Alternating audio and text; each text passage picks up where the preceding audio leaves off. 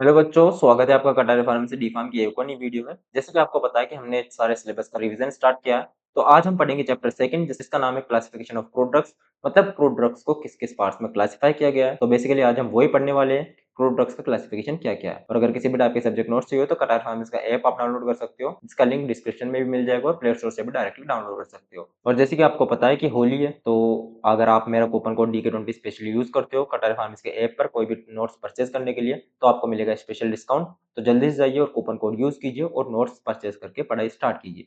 तो आज के चैप्टर को स्टार्ट करते हैं।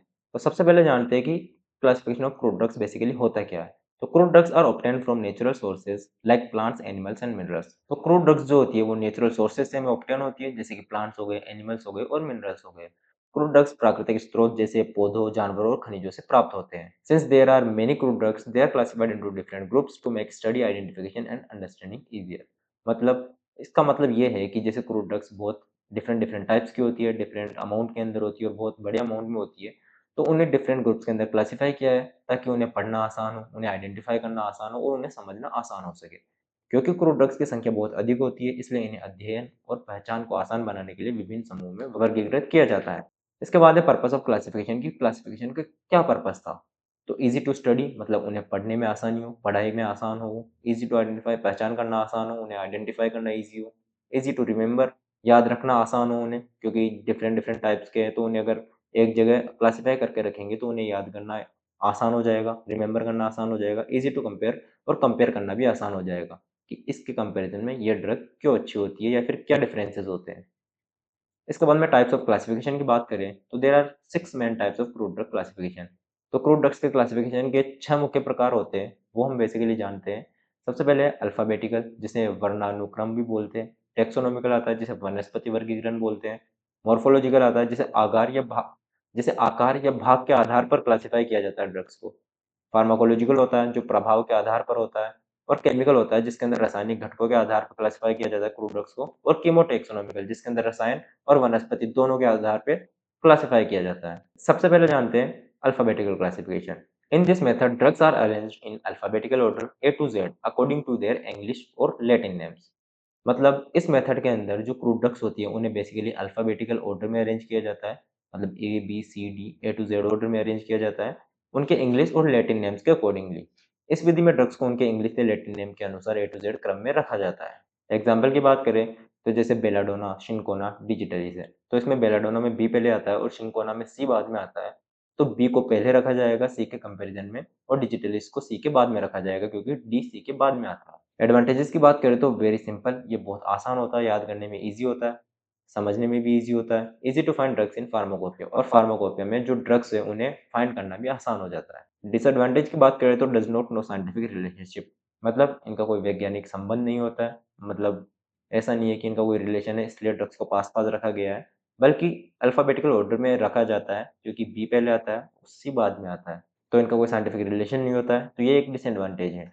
इसके बाद टेक्सोनॉमिकल क्लासिफिकेशन की बात करें तो drugs are classified based on botanical classification like family, genus and species.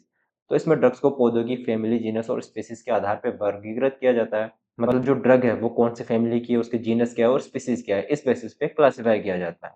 Example की बात करें तो डिजिटलिस, जिसकी फैमिली सोलेनेशियाई है और सेना की फैमिली फेबेसियाई है। तो इस बेसिस पे क्लासिफाई किया जाता है ड्रग्स को इसमें।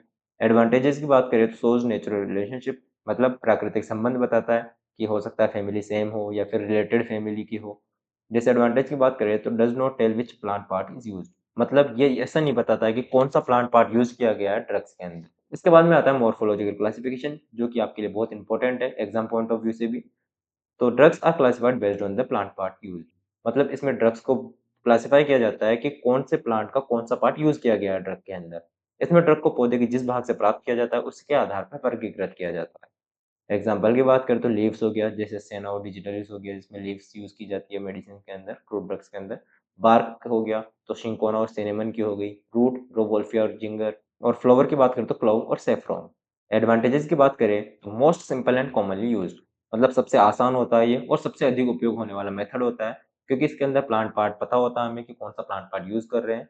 और डिसएडवांटेज की बात करें तो does not give chemical information, मतलब कौन से केमिकल्स यूज किए गए उसमें, कौन से केमिकल्स प्रेजेंट है या नहीं है, इसकी इन्फॉर्मेशन हमें नहीं दे पाता है, मतलब रासायनिक जानकारी नहीं देता है। इसके बाद आता है फार्माकोलॉजिकल क्लासिफिकेशन, जिसके अंदर drugs are classified based on their therapeutic action. मतलब कि ड्रग्स का बॉडी के ऊपर क्या इफेक्ट होगा, इस बेसिस पे क्लासिफिकेशन किया जाता है ड्रग्स का। इसमें ड्रग्स को उनके शरीर पर प्रभाव के आधार पर वर्गीकृत किया जाता है।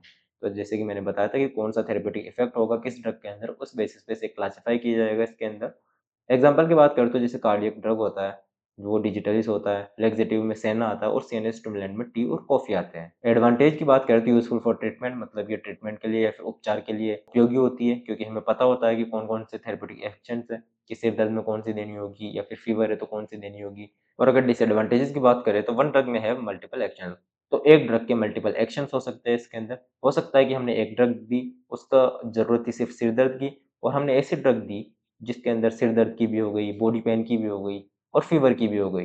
तो ये मल्टीपल एक्शंस भी शो कर सकते हैं, जो कि डिसएडवांटेज का काम करेगा यहाँ पे। इसके बाद में आता है केमिकल क्लासिफिकेशन, जिसके अंदर drugs are classified based on their active chemical constituents. मतलब इसके अंदर ड्रग्स को क्लासिफाई किया जाता है कि उसके अंदर कौन-कौन से एक्टिव केमिकल कॉन्स्टिट्यूएंट्स प्रेजेंट है।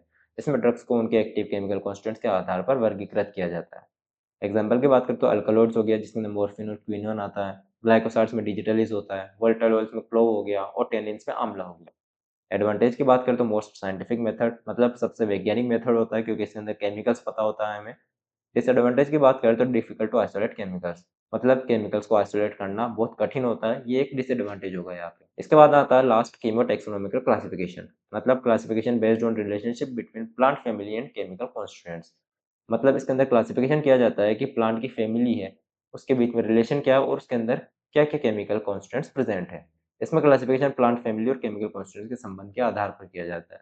मतलब कि ड्रग्स के कौन सी फैमिली है और कौन-कौन से केमिकल कॉन्स्टिट्यूएंट्स है उसके अंदर। इन दोनों के रिलेशन को कंपेयर करके फिर क्लासिफाई किया जाता है। एग्जांपल की बात करें तो सोलेनेशिया हो गया, जिसके अंदर अल्कलॉइड्स आते हैं, और लेग्यूमिनेशिया हो गया, जिसके अंदर ग्लाइकोसाइड्स आते हैं। एडवांटेजेस की बात करें तो predict chemicals of new plants, मतलब हम इसके अंदर जो न्यू प्लांट्स होंगे, हमें न्यू प्लांट्स जो डिस्कवर किए गए होंगे, उनके अंदर जो केमिकल कॉन्स्टिट्यूएंट्स होंगे, उनका अनुमान लगा सकते हैं कि इसके अंदर ये केमिकल कॉन्स्टिट्यूएंट्स प्रेजेंट हो सकते हैं। नए पौधों के केमिकल्स का अनुमान लगाया जा सकता है। डिसएडवांटेजेस की बात करें तो नॉट ऑलवेज एक्यूरेट, मतलब ये हमेशा एक्यूरेट नहीं होता है, कभी-कभी गलत भी हो सकता है। तो ये था हमारा आज का चैप्टर सेकंड का रिवीजन। आशा करता हूँ आपको समझ में आया होगा, और अगर फिर भी कोई डाउट हो तो कमेंट सेक्शन के थ्रू आप हमसे रीच आउट कर सकते हो। हम कोशिश करेंगे कि आपके पूरे डाउट क्लियर हो। और अगर किसी भी टाइप के सब्जेक्ट नोट्स चाहिए हो तो कटारिया फार्मेसी का ऐप आप डाउनलोड कर सकते हो, जिसका लिंक वीडियो के डिस्क्रिप्शन में भी अवेलेबल है, और प्ले स्टोर से भी डायरेक्टली डाउनलोड कर सकते हो। और अगर किसी भी टाइप के सब्जेक्ट नोट्स परचेज करने हो तो आप मेरा कूपन कोड DK20 यूज करने पे मिलेगा स्पेशल डिस्काउंट। तो जल्दी से जाके कूपन कोड यूज कीजिए और नोट्स के साथ स्टडी स्टार्ट कीजिए। Thank you.